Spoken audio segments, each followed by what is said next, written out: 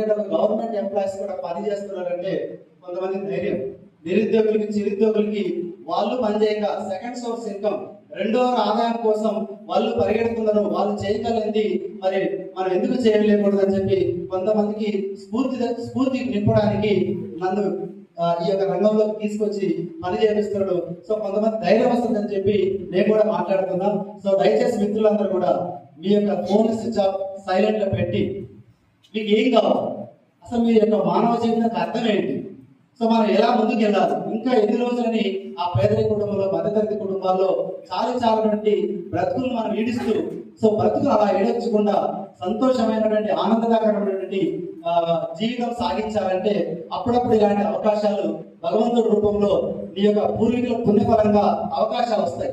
నీ అప్లైన రూపంలో ఏదో రూపంలో సో మహానుభావుడు ఇచ్చిన అవకాశం వాళ్ళ అప్లైనర్ ఇచ్చిన అవకాశం క్రియేట్ చేసుకుంటే ఈరోజు